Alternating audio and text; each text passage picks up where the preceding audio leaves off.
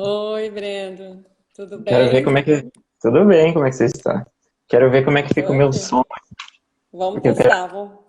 Vamos fazer os Vamos ver. testes aqui primeiro. É, deixa eu deixar mais assim para não ficar tão escuro. Deixa Aí, eu ver. tá bom. Pronto. E o áudio, como é que tá o áudio aí? Vocês estão me ouvindo bem? Tá super bem. Pra mim tá tranquilo aqui. E o meu aí, tá bem? Tá, perfeito. Legal. Eu tô aqui com meus mapas no fundo. Ah, eu tô vendo. Que mapa é esse? É o mapa que eu desenho mapas, né? Faço Que tudo à legal. mão. Aí eu moldurei esses aqui para ficar no fundo da live. Que legal. Não Eu sabia gosto. dessa habilidade. Que bacana. Uma das coisas que eu estudei nos meus projetos era cartografia, né? Então eu Aham, acabo sim. estudando a paisagem dos lugares, etc. E acabou ficando. Os mapas também entram quando a gente estuda as imagens, né? Então, Sim, com certeza. deixa eu ver se eu tirar meu óculos dá menos reflexo. Mas se precisar pôr, não tem problema não, faz parte a gente usar o É. óculos e dar alguns reflexos, se você não conseguir acompanhar sem. Tô vendo o pessoal entrando aí, Raquel, Amanda. Como que tá o nosso som aí, pessoal? Tá bem? Pra gente daqui a pouquinho começar. Vitor, Vejam aí. Valquíria, Raquel. Ó, vai entrar todo o pessoal. O É, pessoal vai entrar todo online agora. Vamos lá. tem bastante. Tá bom, gente, o som? O meu e do Brendo, tá bem? Tá tudo certo? Bacana. Obrigada, Amanda. Então vamos começar? E o Podemos frio aí, começar. aquela conversa de elevador. Ó a conversa de Ah, elevador, né? E o frio? E o frio em Ponta Grossa? Como que tá? tá bem frio aqui. Agora, essa semana tá Tá? tendo geada, né? Então, aqui no sul, a gente passa. Mas a gente já tá acostumado também, né? Aquela mania que o paranaense sempre tem de ficar dizendo que aqui sempre é mais frio, né? Mas É. aqui temos uns 7, 5 graus agora. Eu acredito que deve ter à noite aqui já bem escuro, então deve estar mais frio, né? O pessoal tá me Ah, perguntando aqui sim. o link da live. Vamos passar para eles o user no arroba, né, do Instagram aqui. Isso, passa o arroba Museu de Arte Sacra MT. Aí passa aí para eles. Enquanto você vai Ah, passando, eu vou fazer uma aberturinha básica que a gente faz tudo de bem, todas as nossas lives, tá? tudo bem. Pessoal, boa noite a todos vocês que estão entrando aí para participar conosco da nossa segunda live dessa semana. Essa live, essa programação de lives entrega a nossa programação do MAS em casa. E essa semana a gente ainda tem mais duas que vão acontecer sábado e domingo, né? Então vocês fiquem ligados na nossa programação e acompanhem aí. Essa programação que a gente desenvolveu é devido à propagação do Covid-19 no Brasil, né? E devido ao momento que a gente tem passado por o isolamento e distanciamento social. O Museu de Arte Sacra, ele é um aparelho do governo do estado de Mato Grosso, é uma instituição museológica ligada à CECEL, que é a Secretaria de Estado de Cultura, Esporte e Lazer de Mato Grosso, e ele é administrado por uma instituição de terceiro setor, que é a Organização Social Ação Cultural. Todos os convidados que participam conosco das lives, eles são voluntários e têm pesquisas nas áreas desenvolvidas em torno das abordagens que eles estão trazendo. Hoje nós estamos aqui com o Brendo Francis de Carvalho. Eu vou fazer a apresentação de todo o seu currículo. Tudo bem. Paciência, pessoal, vamos lá. Não é tão extenso. A gente já teve mais extensos. O seu ainda Não, está tudo bem. sucinto. Ainda sou novinho ainda, gente. É. O Brendo ele é mestre em gestão de território pelo programa de pós-graduação em geografia da Universidade Estadual de Ponta Grossa. Ele é graduado no curso de bacharel em geografia, também pela mesma universidade. Ele está fazendo o doutorado no programa também e é membro fundador da Associação de Preservação e Proteção do Patrimônio Cultural dos Campos Gerais. Atua na área de geografia humana e, em especial, nas temáticas ligadas a espaços livres urbanos, cartografia artística, patrimônio cultural, história da geografia e arte. O tema que ele vai abordar para nós hoje vai ser patrimônio cultural, imagens da cidade e turismo. Isso aí. Isso aí. Eu agradeço Então, muito você, tá abrindo o museu, agradeço a sua participação em colaborar com a gente na live dessa semana, nessa segunda live. E fica a abordagem com você, né? Agora ok. toda sua a fala. Seja bem-vindo. Muito obrigado. Então, eu queria começar agradecendo a Viviane e a todo o pessoal aí do Museu de Artes Sacras, né, do Mato Grosso, que fez esse convite. Fiquei muito feliz, porque é um tema que eu gosto muito de discutir, né? Eu percebi que é um espaço adequado, né? Ocupar o espaço no Instagram para a gente discutir ciência, discutir tecnologia é sempre muito adequado, muito conveniente, muito interessante. E assim como vocês, também estou aqui em quarentena, em casa já há alguns meses. Acho que é importante que a gente fique mesmo em casa e que nesse momento a gente não pare, né? Nós temos que continuar nossas pesquisas aí. E já que estamos nesse momento de quarentena, é importante que também nós fiquemos atentos às notícias, a tudo que tem acontecido no mundo, porque existem, vamos dizer assim, nossas causas, né? Tem as causas ambientais e tal, e o patrimônio cultural não deixa de ser uma causa também, né? Algo que nós temos que prestar atenção, que nós temos que conhecer, que nós temos que lutar. Acho que daria para começar essa fala, né? Eu vi que o pessoal aí está entrando. Tem um pessoal de Portugal ali, muita gíria de gajo. Tô vendo, entrando aqui, ó, o Lucas, O Lucas, o pela Lucas é meu escrita amigo é aí em do Mato Grosso português. também. Ele é do Mato Grosso também, ele estudou comigo em Portugal lá. É que Legal. eu estudei em Portugal justamente para estudar esse tema, né? Da Sim, questão do patrimônio cultural, do turismo e das imagens da cidade. Quando a sim. gente começa a pensar, eu vou começar toda essa discussão aqui a partir de um conceito que é muito caro para mim, né? E que eu particularmente gosto, que é imaginário. Imaginário é um conceito que a gente não costuma trazer ele muito para a ciência, porque ele parece ser algo muito, assim, infantil, parece algo muito da ordem do subjetivo, muito da ordem das questões, assim, que são abstratas, né? Mas a subjetividade ela é composta pelo nosso imaginário. E o imaginário é absolutamente importante para a forma como nós pensamos o mundo. Então, o patrimônio, as imagens e tal, existe um conjunto de imagens dentro da nossa cabeça que é como nós vemos o mundo, né? Esse imaginário a respeito do mundo ele é alimentado pelas notícias que você vê na TV, é alimentado pelas fotos, pela arte, por todas as informações que a gente vai recebendo ao longo da vida. E essas informações, elas se acumulam, elas interagem entre si dentro da nossa mente, elas formam uma imagem mental do mundo. Essa imagem mental do mundo, por sua vez, é, digamos assim, aquilo que media a nossa relação com os espaços que a gente conhece e que a gente não conhece. Então, de forma resumida, todos nós temos uma imaginação a respeito do mundo que é alimentada pelas representações que nós consumimos. E aí, por que eu estou trazendo essa questão? Porque é muito comum que, ao longo da nossa vida, a gente tenha imagens de lugares que a gente conhece e que a gente não conhece. Então, eu, por exemplo, eu já estive no Mato Grosso, mas quando eu penso no Mato Grosso, eu lembro de todos os lugares. Lembro de lugares que são iconograficamente mais interessantes. Lembro, por exemplo, dos patrimônios que eu conheci aí. Lembro da Chapada Dos dos Veadeiros, Guimarães. dos Guimarães. É porque eu sempre faço a trinca das Chapadas, né? A Diamantina, os Veadeiros é Veadeiros. Goiás. Sim. E aí, assim, a gente vai lembrando, eu lembro das plantações de soja, lembro da floresta, lembro que tenho parentes que moram no Mato Grosso também, e a gente vai compondo essa imagem do mundo, né? E essa imagem do mundo, ela acaba sendo parte da forma como, por exemplo, quando a gente vai viajar para algum lugar, a gente decide que vai viajar para aquele lugar a partir dessas imagens. Então, eu, por exemplo, posso viajar para Paris ou, sei lá, para o Afeganistão. Eu sei que o Afeganistão é um lugar mais perigoso, então eu prefiro ir para Paris. Então, essas imagens mentais, elas funcionam muito para a nossa tomada de decisão, né? Aí entra aquela questão. Nós podemos dizer que tudo que nós consumimos interfere na nossa imagem de mundo, né? Agora, a gente tem uma valorização, uma hierarquização dos lugares dentro da nossa própria cabeça.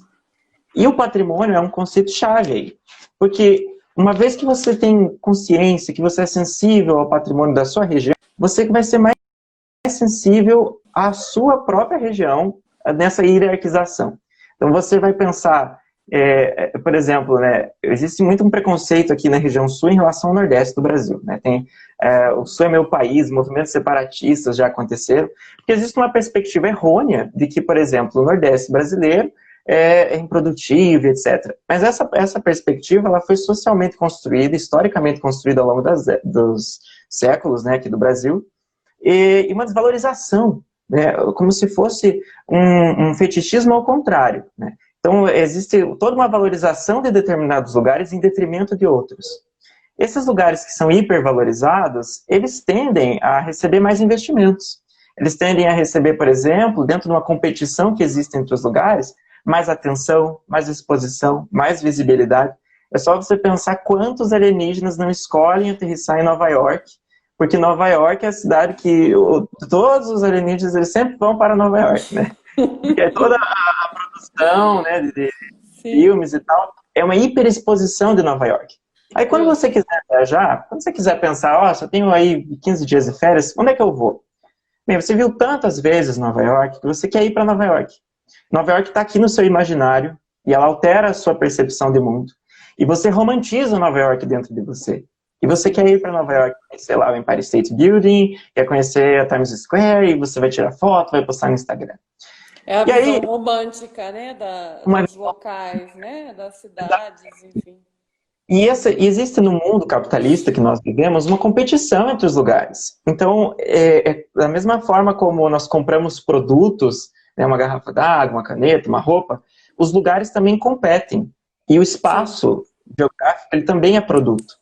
Ele também é produto e ele também é tensionado por essas relações. Na medida em que as pessoas vão para determinados lugares, gastam dinheiro lá, seja pela atividade turística, seja pela exposição desses filmes, etc., esses lugares estão tendo vantagem nesse processo capitalista. sim, Então, há um benefício que não é só simbólico, é também econômico, de você ser um lugar que é desejado, né? A gente fala que o turismo ele transforma os lugares em objetos de desejo. Então, uma vez que você tenha lugares que sejam mais desejados de serem visitados e lugares que sejam menos desejados, esse lugar mais desejado está ganhando, vamos dizer assim, essa competição. O patrimônio, ele é geralmente um elemento que é o chamariz, né? Então, o que acontece? Se você está pensando Paris, a Torre Eiffel, né? Existe toda uma iconografia dos lugares. E essa iconografia, ela geralmente é diretamente associada ao patrimônio. Então, aí vamos pensar o patrimônio de Cuiabá. Aí você vai pensar iconograficamente nos lugares, nos sítios que são representativos dessa cidade, né? Muitas vezes essa representatividade ela não é assim como se toda a sociedade daquela cidade escolhesse aquilo. Geralmente a gente reproduz um discurso. Por exemplo, aqui na minha cidade, em Ponta Grossa, o que nos representa iconograficamente é a taça. É uma rocha, um formato de taça, né, aqui no Parque de Vila Velha, que ao longo dos últimos séculos, desde a criação da cidade, essa rocha é um marco da paisagem. Então, por mais que eu tenha ido uma vez na vida lá, ela é o patrimônio da nossa cidade. Porque ela tem, além de um valor geológico, biológico, simbólico, ela também tem um valor cultural, né? sim. Então, o patrimônio ele vai desempenhar esse papel que a gente pode dizer que é iconográfico, né, para o turismo. E aí, é claro, entra uma questão que é muito delicada e que a gente estava até discutindo, né, anteriormente, que é a questão da relação do Sim, turismo e patrimônio, né? sim, E essa relação, ela acaba sendo muito interessante porque o turismo, ele bebe do patrimônio, ele usa do patrimônio, transformando esse lugar num objeto de desejo, ele sendo um objeto de uma situação em que, para ser um atrativo, né, para ofertar eu, um... eu vou só dar uma paradinha. Silvia, deve ser a sua internet, porque mais ninguém sinalizou que travou. Então, assim, pode ser a sua internet. Se a gente tiver travado, alguém dá um toque aí pra gente, que a gente para Essa, e volta de novo. deem um feedback aí. Isso faz parte do ao vivo. Tá tudo certo? Acho que deve estar. Sinalizem aí se estiver tudo ok. Tá tudo certo. Vamos continuar. Tem um pessoal de Cabo, Angélica de Cabo Cabo Verde? de Santo, Ah, do Agostinho, Cabo de Santo Agostinho, lá em Pernambuco. Pernambuco. Tem um pessoal entrando aí, Muito bem. de outros Então, estados. como a gente vai ter esses lugares como objetos de desejo, existe uma produção de valor significativo, né? Então, assim, a gente assiste filmes, a gente consome arte, nós fazemos vários tipos vamos dizer assim, de inserção de informação dentro da nossa cabeça. Sim. Essa informação, ela significa o espaço. E nessa produção de significados a gente dá valores e etc, né? Aquela questão da hierarquização dos lugares. Muito bem.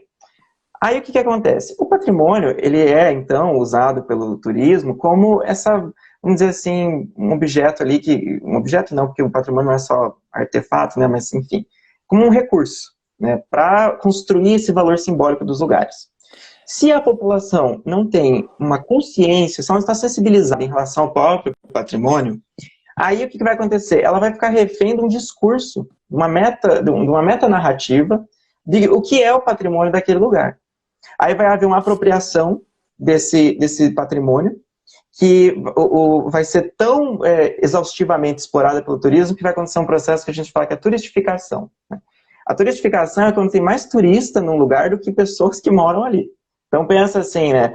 Um determinado atrativo ali da cidade é uma região que as pessoas vivem ali, elas experienciam, existe um valor simbólico, existe um valor emocional em cima daquele lugar. Só que como aquilo ali é vendido como uma mercadoria, é tão desgastado que as próprias pessoas daquele lugar passam a evitar. Não vou naquele ponto lá porque tem tanto turista que ali me incomoda, não é um lugar que eu quero visitar. Né? É mais ou menos assim, certa vez eu ouvi uma colega dizendo assim que Paris é uma cidade que os parisienses não vão para Paris. Né? Os europeus eles não vão para Paris. Não querem. Porque ela está tão saturada de turista que eles não querem. E aí você tem que pensar que se a cidade é feita para as pessoas, se o patrimônio é legitimado pela população, se ele é legitimado pelas pessoas, como que o patrimônio está sendo usado, então? Né? E aí ter uma série de discursos que vão ser, até certo ponto, contraproducentes entre si, porque você tem a valorização do patrimônio, a questão de dar uma função a ele, atribuir uma função social, fazer com que o patrimônio não esteja abandonado, né? O que vai gerar a necessidade de existir uma viabilidade econômica para isso. Sim. E o turismo, que seria a viabilidade econômica do patrimônio. Porém, é a questão dos pontos negativos e positivos em torno desse uso desse patrimônio, né? O João até fez um comparativo aqui na colocação dele, dizendo que isso também acontece aqui em Chapada dos Guimarães. Esse exemplo que você mencionou de Paris, aí, o que nós temos em Veneza, né? Enfim, também você vê essa saturação. E nós temos Chapada dos Guimarães, onde tem um parque nacional e tem uma cidade, que é uma cidade muito pequena, que ocorre também a mesma forma, né? E o parque nacional é um patrimônio nosso natural, né? Enfim. Então a gente tem essa questão que o próprio chapadense, a própria pessoa da cidade, nesses momentos de temporadas, que a gente diz aí de inverno, fim de ano, carnaval, enfim, as datas comemorativas que todas as cidades turísticas usufruem dessa programação, tudo lota, né?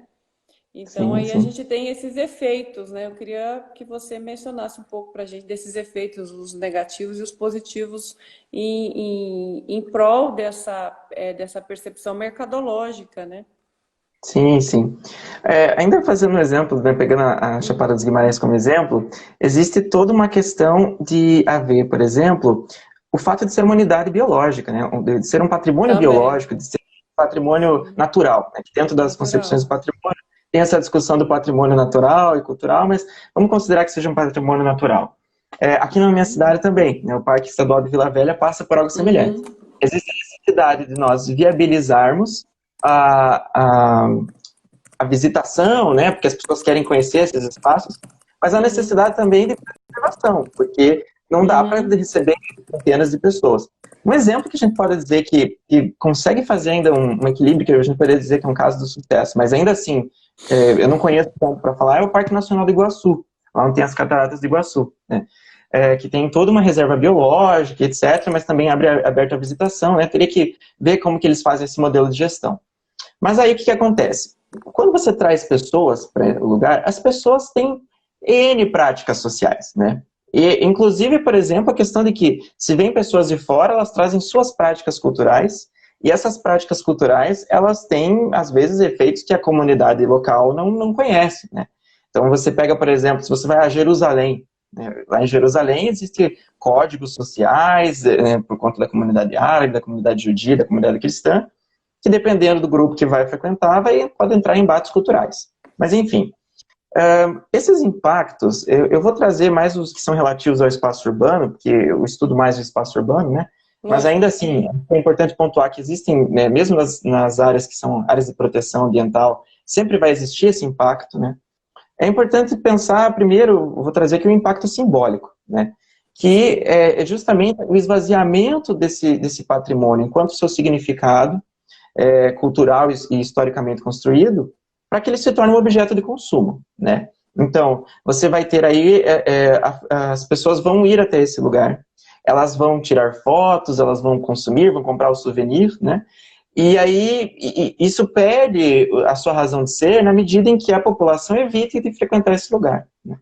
Ainda podem existir impactos que são impactos de infraestrutura mesmo, né? Então, às vezes, aquele lugar, vamos dizer que seja uma igrejinha que tem aí, sei lá, 300 anos e seja numa zona rural, o que vai acontecer? Como é que funciona se, pelas, sei lá, 500 pessoas por dia forem visitar essa igrejinha? Ela não tem estrutura para isso, né? E aí você vai ter efeitos negativos que podem, inclusive, comprometer, né, a estrutura, a infraestrutura de acesso, a capacidade técnica mesmo de receber pessoas daquele lugar. E se isso não é bem avaliado, se isso não é bem pensado e bem protegido, isso pode gerar um prejuízo ao próprio patrimônio, né? Sim. Também Aqui a a gente... gente tem, em Chapada tem a Igreja de Santana, que é tombada, inclusive, pelo IPHAN, que é o Instituto de Patrimônio Uhum, Histórico Nacional, e no uhum, entorno dela foi proibido shows, foram proibidos uma série de questões na própria cidade devido a essa questão do impacto, né? Do impacto uhum. que causa no entorno, na praça, tem uma praça próxima, que Sim. causa esse patrimônio material aí. Eu vi que ali Então, falaram oi? sobre, acho que o Lucas Rodrigo comentou ali, fica pensando que se há quem pensa o patrimônio, né? Em Cuiabá, para a Ah, comemoração dos 300 anos da cidade, a prefeitura, ao invés de subsidiar a reforma do patrimônio histórico real, criou uma réplica. Isso também é um aspecto, é, isso é um aspecto também que geralmente a gente discute, né? Que por exemplo, vou dar um exemplo que aconteceu aqui na minha cidade. Havia um prédio histórico e um prédio do lado que eles não sabiam se eles construíam um prédio igual ou um prédio diferente, né? E aí foi para o Conselho de Patrimônio aqui da cidade, foi para o Compac. Eles discutiram, olha, nós temos aqui um prédio antigo e do lado nós vamos construir um prédio. A gente faz um igual ao antigo ou faz um novo diferente? O que eles chegaram em conclusão? Que quando você tem o velho, é melhor construir um novo, que mostre que existiu diferença temporal entre o novo e o velho. Porque essa simbologia de você construir ali um velho que não é velho é uma falsificação do espaço, é algo que não é legítimo. As pessoas lógico. podem pensar e achar que são dois prédios antigos. Não. Um prédio é velho, aí havia ali alguma coisa que foi destruída e construiu-se outra coisa. Então, o que eles Lógico. fizeram? Liberaram para a construção de um prédio diferente, que respeita os parâmetros urbanísticos, arquitetônicos, né, que o patrimônio impõe, que as leis de patrimônio impõem, mas que respeita a temporalidade daquele espaço, né? É muito complicado discutir assim, quem discute o patrimônio, né? Porque o patrimônio é algo É, que deveria ser de toda a população, né? o Lucas está se referindo ali na Orla do Porto. Eu acho que é ali, Lucas. Se eu estiver errada, me corrija, né? Mas aquela estrutura ali não foi colocada por 300 anos de Cuiabá, ela já estava antes, né? Uhum, Uma uhum. estrutura que imita os casarios antigos, né? Enfim, de uma forma cenográfica horrível. Sim, Não sim. sei se é isso que ele está se referindo, né? Horrível, como assim? Eu não Horrível, conheço, né? eu não É isso conheço. mesmo? É isso mesmo que ele está se referindo. Só que aquilo lá foi Então. posto quando a orla foi inaugurada. Quando a orla foi inaugurada, Uhum, aquilo lá foi colocado junto, né? Então uhum. não foi para os 300 anos. Só se a prefeitura atualmente fez alguma reforma ali naquele cenário, entendeu? Porque aquilo lá é um Entendi, cenário, entendi. é algo cenográfico. Então, assim, eu também acho que concordo com ele que a lógica é partir mesmo para a reforma dos nossos patrimônios históricos, Uhum. né? O que a gente tem aí, enfim, tombado, reconhecido Isso. ideologicamente, também pela população, nesse É, sentido. e uma coisa que você, né, dando continuidade ali, você falou dos efeitos que o turismo pode ter, também existem efeitos em relação a essa. O que o turismo pressupõe em relação ao patrimônio? Ele vai pressupor, por exemplo, a revitalização do patrimônio, né? Então, existem um conceito que a gente fala que é o descaso com a coisa pública, né? Então, existem patrimônios que são Uhum. públicos que geralmente estão caindo aos pedaços, as pessoas têm aquela visão de que aquele lugar ali está depredado e falam assim, era melhor destruir e construir algo novo, né? E aí, quando vem a atividade turística, ela pressupõe que vai haver um investimento ali de restauração e etc. Mas isso também pode ter efeitos negativos, né? Se não for feito de forma, vamos dizer assim, se não houver um estudo, né? Por exemplo, um efeito que a gente pode citar aqui é a gentrificação, que é quando, vamos dizer lá, há toda uma reforma urbana na infraestrutura da cidade, naquele patrimônio, para que ele passe a cumprir a sua função social, que pode ser um museu, pode ser, por exemplo, uma igreja, enfim, diversos usos, né, que podem ser aplicados. E aí, como há um investimento público naquela área, vai haver uma valorização simbólica daquele lugar. Lógico. E, por exemplo, pode aumentar o preço dos aluguéis, a ponto das pessoas que vivem naquele em redor terem, né, por um efeito econômico ali, elas terem que sair daquele lugar. Né?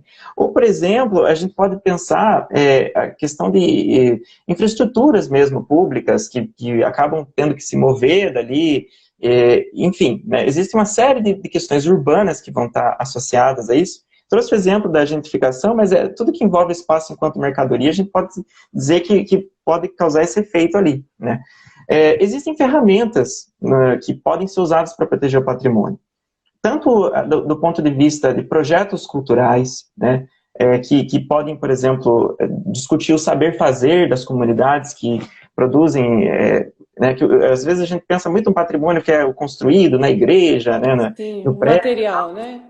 no material, mas também existe É. toda a discussão dos saberes fazer, De, existem projetos. de cal e pedra. Exatamente, exatamente. Existe toda uma forma de se relacionar com o patrimônio, né?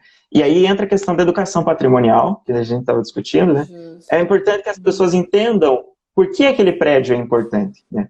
Por mais que às vezes ele não seja um patrimônio, vamos dizer lá que seja um patrimônio quilombola, né? Eu sou branco, aí, não, mas esse patrimônio não é meu. Não, muito pelo contrário, eu tenho que reconhecer Lógico. aquilo enquanto patrimônio e a importância daquilo para aquela comunidade, para aquelas pessoas, como isso tem uma função social, né? E aí, para isso é importante a educação patrimonial. E eu acho que esse é um ponto que nós ainda estamos necessitando crescer no Brasil, né? Eu sei que existem Sim. muitos profissionais que defendem a educação patrimonial e que fazem dentro da sua prática cotidiana, dentro da sala de aula, às vezes dentro de determinados eventos, mas a gente também precisa que isso seja uma política de Estado, né? Uma das Sim. coisas que eu estou querendo muito discutir no meu doutorado é em que medida essa forma como nós vemos as imagens, a iconografia da cidade, isso pode ser política de Estado. Quando eu estive em Portugal, foi muito interessante lá a minha experiência na cidade do Porto, porque eu descobri que eles têm uma política de Estado mesmo, de fazer com que Portugal seja visto como o país que tem o melhor vinho do mundo, um paraíso na Sim. Europa. E isso vira prática. Diversidade, né? Nossa, De isso vira. vinhos depende de cada região. Exatamente. E aí isso vai atrair turistas e vai gerar aqueles impactos que eu coloquei, mas eles já vão estar preparados para lidar com esses impactos, né? Então, o que a gente percebe, assim, né? Dentro do discurso do brasileiro, existe uma depreciação muito grande do Brasil.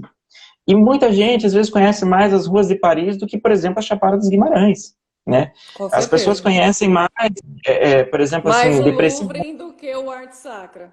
Exatamente. Ou ainda as pessoas têm uma percepção muito melhor da capital em relação ao interior, né? Não, eu vou para a capital porque lá tem coisa para fazer, aqui no interior não tem Também. nada.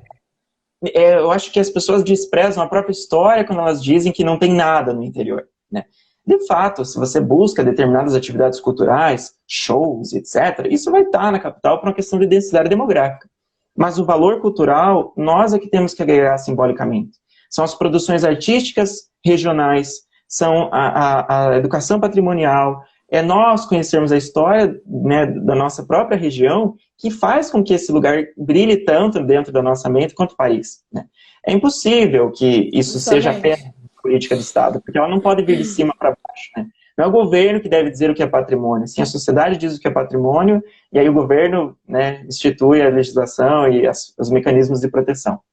Mas, enfim, né, eu estou um pouco divagando aqui, mas mais no sentido de dizer que existem mecanismos, e que esses mecanismos para a gente associar o turismo, o patrimônio, para proteger o patrimônio, eles têm que serem feitos de forma consciente para que nós não tenhamos um patrimônio forjado que serve só para inglês ver, vamos dizer assim, né? Que é só para atrair pessoas, fazer elas gastarem dinheiro, e ao mesmo tempo para que ele seja preservado mesmo, né? Para que ele não entre nesse descaso que se tem com as edificações antigas, mas, enfim, com os saberes fazer, né? Eu falei um monte aqui. Pessoal, se vocês tiverem perguntas, quiserem mandar aí. Sim. Porque Então, essa... a gente. é, Não, pode falar. Eu só fui ligar aqui, então. o Lucas está falando aqui que eu não sabia que existia. O Lucas é daqui de Mato Grosso ou não? É, Lucas?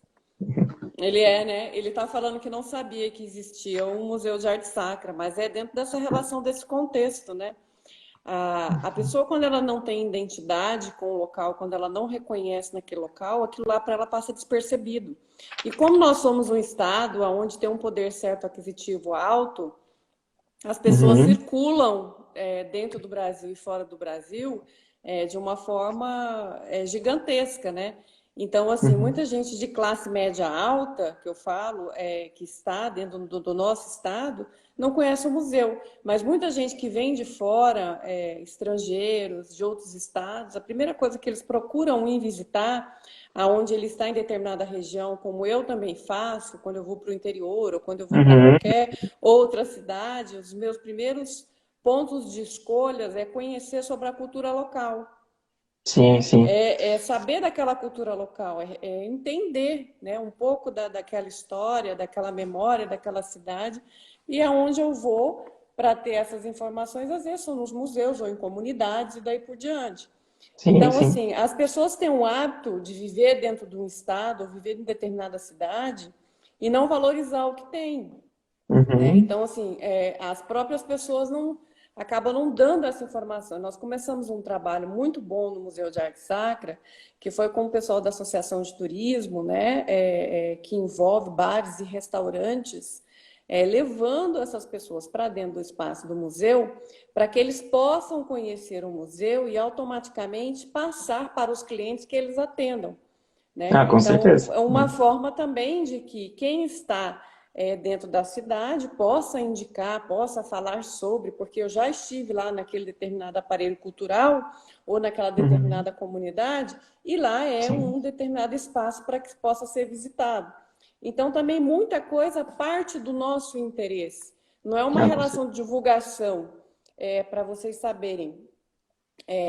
Nós não temos recursos, as instituições museológicas não têm recursos para divulgar na grande mídia. Nós Com usamos certeza. as mídias sociais, nós usamos internet, Facebook, usamos o que Uhum. está disponível para que a gente possa fazer essa divulgação. Então, também vai Sim. muito dessa relação do interesse, né? Eu fiz uma palestra, para você ter ideia, em Sinop, eu fui falar é, é, é, sobre arte, enfim, foi num encontro de um grupo de arte, Amigos das Artes, que é próximo aqui, de Cuiabá, é 500 e poucos quilômetros, né? Dá 500 Uhum. quilômetros, eu falo próximo, né? Porque o nosso estado é muito grande. Então, chegando lá, a primeira coisa que eu perguntei, quem conhece o Arte Sacra? Duas pessoas levantou o dedo. Quando eu perguntei quem conhece o Louvre, sabe quantas? 15 levantaram o braço. É, de fato. E uma coisa também Entendeu? que Então, quando assim, é essa relação de que a gente parte do interesse, né? Uhum. Também das pessoas de consumir os produtos locais aonde ela vive, aonde ela está.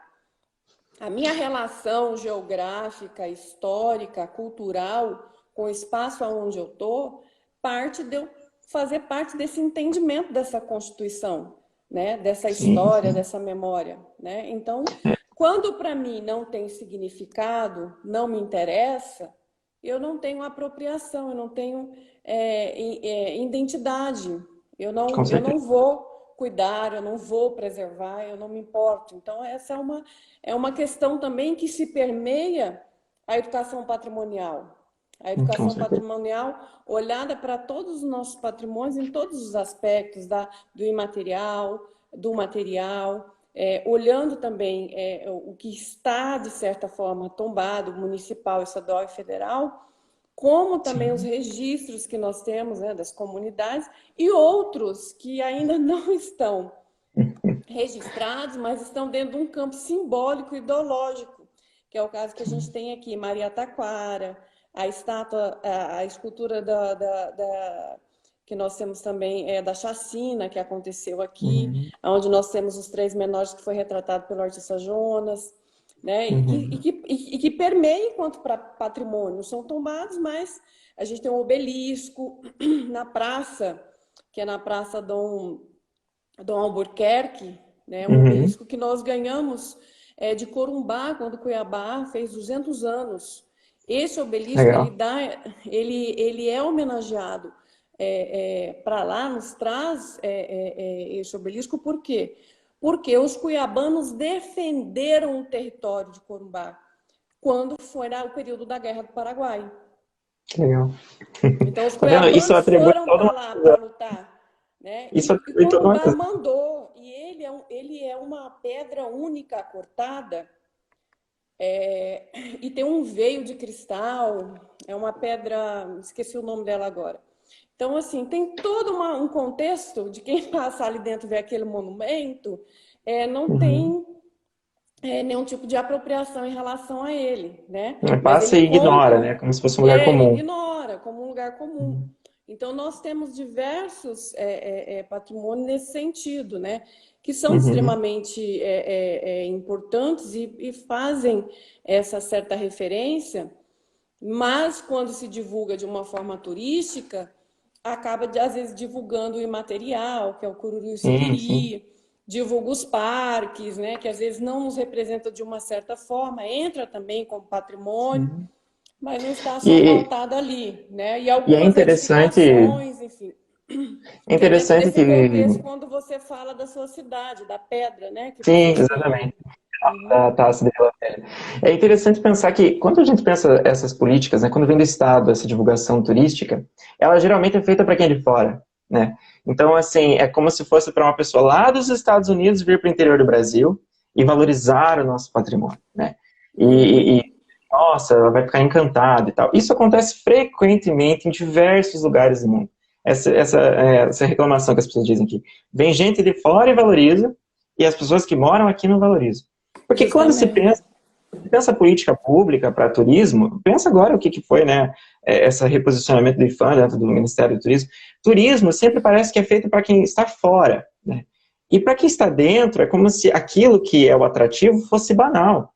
E aí há um Justamente. degrau, há um vazio que a gente precisa preencher, que é a ressignificação, né? Não adianta nós não valorizarmos uma coisa e querer que pessoas de fora valorizem. É justamente o processo contrário. E quando nós Isso. temos esses atrativos, né, que não é que o turismo vai escolher os patrimônios e aí nós passamos a valorizar. Não, tem que ser o contrário. Nós valorizamos o patrimônio e depois ele se torna um atrativo turístico, né? Com Se é feito o certeza. processo contrário, há uma deslegitimidade daquele objeto, daquela função ali. E também as pessoas têm que entender que patrimônio não é produto, né? O capitalismo transforma as coisas em produto, mas o patrimônio é primeiramente cultura, ele é primeiramente história, Sim. e depois ele vai virar um atrativo turístico. Não se pode inverter essa ordem. E aí, Sim. as pessoas têm Porque aí... quando se pega, às vezes, nessa ordem, você acaba lidando como um objeto mercadológico. E não pode ser completamente. nessa ótica, né? Porque aí você Uhum. entra dentro de uma outra contextualização que é E aí tem complicado. coisas Uhum. que as pessoas que são da cidade podem ser extremamente valiosas. São mnemônicas, são prédios, são lugares, são praças, né, que as pessoas visitavam quando eram jovens, que se reuniam depois do colégio, que frequentavam aqueles lugares. E que, às vezes, mercadologicamente, não vai ser tão atrativo. Mas é importante que sejam tombadas enquanto patrimônio, mesmo assim, porque vão cumprir sua função social de patrimônio. Vão estar ali sendo lugares de memória, sendo objetos de memória, fazendo parte da história daquela cidade, contando suas narrativas, ajudando as pessoas a conhecerem melhor quem elas são, né, a questão da identidade toda. Tudo isso é permeado pelo conceito do patrimônio e vem extremamente anterior à questão do turismo. O turismo aí vai ter todo um debate depois sobre esses efeitos positivos e negativos, e a gente pensa assim, o quanto o brasileiro não conhece o seu próprio patrimônio, né? E isso é completamente contraditório até dentro do conceito de patrimônio, uma vez que ele emana, vamos dizer assim, da sociedade. É muito comum que as pessoas não se identifiquem com determinados patrimônios, né? Mas aí entra a falta de conhecimento mesmo, e as pessoas entenderem porque aquilo é importante, né? São muito poucas as pessoas que frequentam os museus das próprias cidades. Falo isso porque aqui na minha cidade nós temos também o Museu Campos Gerais, e há que se fazer um esforço mesmo, né? O pessoal da história aqui da universidade faz todo um esforço de divulgação, junto com o pessoal de jornalismo, para somar, olha, nós estamos fazendo exposições, nós estamos fazendo várias atividades. O museu é um espaço extremamente importante para a cidade. O que é uma cidade que não tem museu, né? Mas aí as pessoas ainda insistem em dizer, minha cidade não tem nada, minha cidade não tem os atrativos culturais, minha cidade não tem passeios, não tem opções de lazer. Mas aí entra essa crítica, né? É uma questão da cidade não oferecer ou das pessoas não fazerem usufruto desses espaços, né? E aí entra também uma consciência política, né, do patrimônio. Porque nós vivemos um momento em que a mercadologia, né, em cima, essa produtificação do patrimônio, ela é extremamente bem-vinda para determinados segmentos do governo e da sociedade, né, empresários e tal, mas ela talvez não seja tão bem-vinda para a própria sociedade, né? Fazendo esse exemplo da transferência do IPHAN para o Ministério do Turismo, né, que talvez nem seja mais ministério, entra a questão de que por que isso é tão prejudicial ao patrimônio? Porque é uma distorção do conceito de patrimônio. O patrimônio não deve ser entendido como um objeto de consumo, né? Ele é primeiro uma questão de valorização histórica. Se as pessoas não entendem isso, elas vão achar que é positivo, porque daí vai trazer turistas para os patrimônios. E não é essa a questão, né? Isso é o fim da discussão, não é o começo. A gente tem uma questão de falta de políticas públicas no Brasil para falar de patrimônio cultural. Você citou aí patrimônios que estão tombados, né? Mas também existe uma lista muito grande de patrimônios que não estão tombados, que às vezes estão listados. Existem todas legislações específicas em cada município, etc., né? E que esses patrimônios que às vezes estão só listados, eles são os que mais correm risco. Porque justamente por não estarem ainda protegidos pela legislação, acontece de um dia para a noite, determinado lugar pega fogo, né, e aí já era, né? Então, acontece muito aqui, infelizmente, na minha cidade, esse tipo de situação. Então, nós pensamos, olha aquela casa, que bonita, né? Aqui em Ponta Grossa, nós temos o caso de casas que elas são modernistas, e elas têm todo um valor para a arquitetura, né, que foram feitas, não vou lembrar agora o nome do arquiteto, mas ele tem toda uma relevância regional aqui e tal, primeiras casas modernistas do Brasil, etc. E aí, a gente percebe que as pessoas não conhecem, não sabem que essas casas modernistas são importantes, né? E aí fala assim, mas nem é tão antigo, porque o movimento modernista é de agora. Poxa, gente, mas não é essa a questão, né? Não é a questão. É um exemplar, né? Do determinado período. Exatamente. Olha, eles falaram que conhecem o Museu de Arte Sacra e fizeram questão de levar a filha dele quando moraram em Cuiabá. Oh, que legal. A Silvia mencionou, em São Caetano de Pernambuco, tem praticamente as pessoas que não visitam, é importante para a história e a nossa história, como o Museu do Rio de Janeiro. Como no Museu do Rio de fato. Janeiro. O caso do Museu do Rio de Janeiro, a gente pode entrar toda a discussão do aspecto museológico, né, do Brasil. Sim. Mas ali, né, precisou queimar o museu para que as pessoas dessem o devido valor a tudo que estava ali dentro. Justamente, porque a gente tem um indicador de que os brasileiros doam muito para os museus fora do Brasil. Pois é. Então, Veja que a Catedral de mais ou menos na mesma época, e ela juntou bilhões ali para restauração. Eu gosto muito do Notre Dame também, não estou falando que tinha que pegar fogo. Mas o que aconteceu com o Museu Brasileiro quando passou pela mesma situação, né? E, mais uma vez, a depreciação da cultura nacional, né? E isso as pessoas precisam entender que isso serve a um discurso, que isso serve a uma lógica de mundo que vai colocar os países que nós vamos chamar aquela definição clássica de primeiro mundo como sendo lugares muito melhores para viver, com muito mais Sim. opções de lazer, com paisagens incríveis e tal. Tá, mas como que você quer ter, por exemplo, um centro paisagístico, como é, por exemplo, o centro de Paris, em que tem todo um conjunto de edificações tombado, sendo que quando é para tombar um edifício no Brasil, os ativistas da área do patrimônio têm que fazer toda uma briga para conscientizar, para Às sensibilizar. vezes o tombamento demora 10 anos, 5 anos, Ah, entendeu? Nós temos lá no Museu de Arte Sacra, são 4 exemplares da antiga catedral. O processo de tombamento começou antes da catedral ser demolida, que ela foi demolida em 1968. aí E o também vocês perderam a processo, catedral? e o Aqui. processo começou 5 anos antes, né? Fazendo todo o processo de levantamento dos recheios, que são da parte interna, e iam tombar a edificação também. Só que a edificação foi implodida antes de ser tombada, né? E aí o Vixe. processo, o que que eles aproveitaram desse processo de tombamento pelo IFAM? Os 4 altares remanescentes, porque eram 5, o mor não foi incluído, porque ele foi desmontado, e partes se perderam. Então, os 4 que permaneceram foram tombados como bem imóveis integrados pelo IFAM. Esse processo de tombamento ele levou 50 anos. Nossa, 50 anos para Então, fazer o tombamento. Não sobrou mais nada quase. Ai, gente. não Aqui, sobrou. Hoje eles estão remontados lá no museu, está aberta a visitação. É um neoclássico, um barroco rococó, 2 barrocos que faziam parte dessa antiga catedral, que era colonial, né, do período colonial. Eles estão hoje lá no museu, mas isso é um exemplo para você entender uhum. o quanto demora, né, os processos. E E a gente aqui está falando da década de 60, né, de 60 para cá, né, porque é extremamente recente dentro dessa perspectiva, né?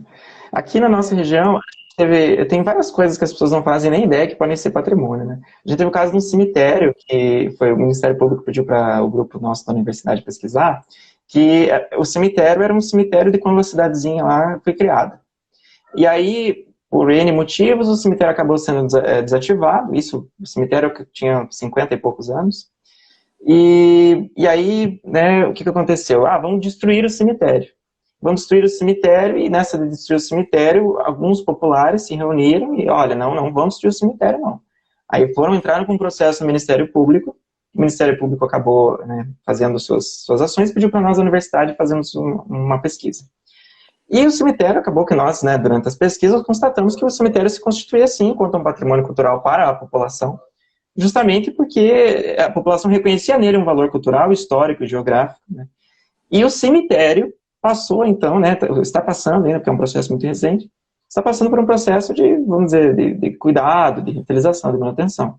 Então, você pensa que um cemitério, que é um lugar de tabu, né, ele pode ser um espaço protegido na medida em que as pessoas reconheçam o valor do cemitério enquanto um lugar de memória, né? E aí o que acontece? Essa questão da temporalidade, ela acaba sendo sempre uma briga, porque, mas não é tão antigo, parece que tem que fazer o quê? Tem que ter 100 anos para ser patrimônio, né? E não é isso. Tem uma frase... Reconhece por ser patrimônio justamente porque foi feito por nós e para nós usarmos. E ali tem características específicas que marcam uma determinada época e um processo construtivo ou um modo de fazer, o saber ali colocado, precisa ser preservado.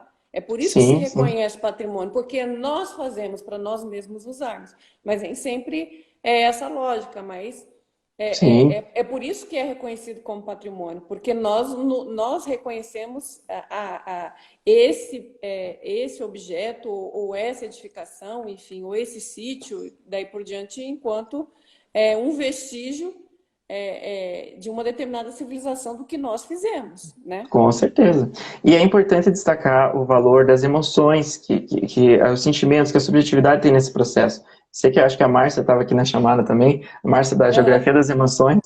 Um dos conceitos que a gente tem na geografia cultural é o conceito de topofilia e topofobia, né?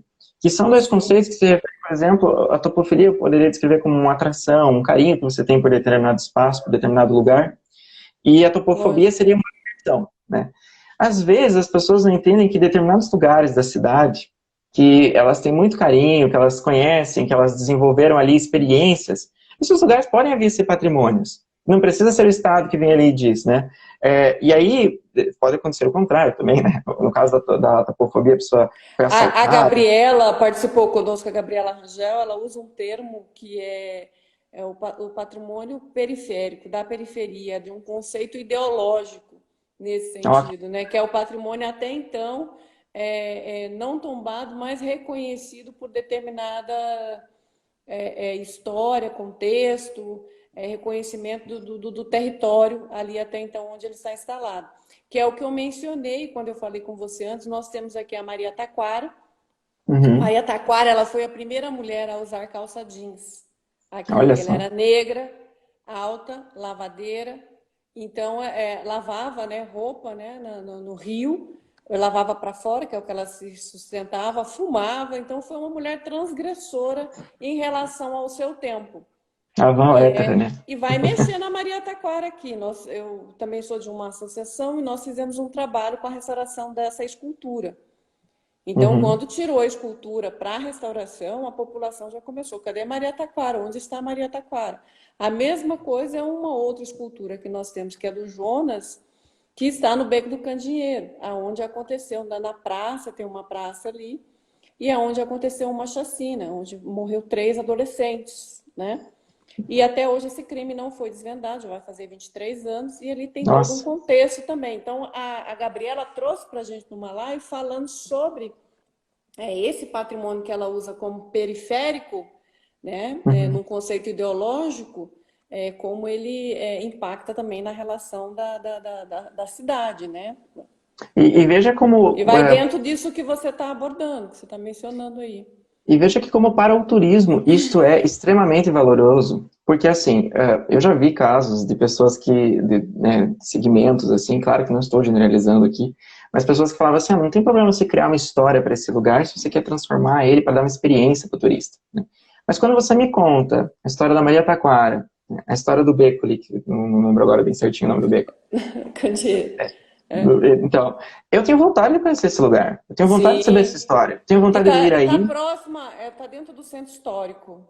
Eu tenho vontade de estar nesse lugar, de conhecer essa história, e eu, quando estiver nesse lugar, a informação histórica que você está me dando, a educação, né, vamos colocar dessa maneira, ela me dá uma outra experiência espacial, ela me dá uma vontade de conhecer esse lugar ainda mais, ela me dá significado para esse lugar, que eu poderia passar ali, ver a escultura, tentar ler uma placa e tal, mas quando eu sei o que aquilo significa, eu vou olhar para aquela escultura com admiração, né? Vou olhar para o monumento, né, com pesar ali de saber do que houve naquele local.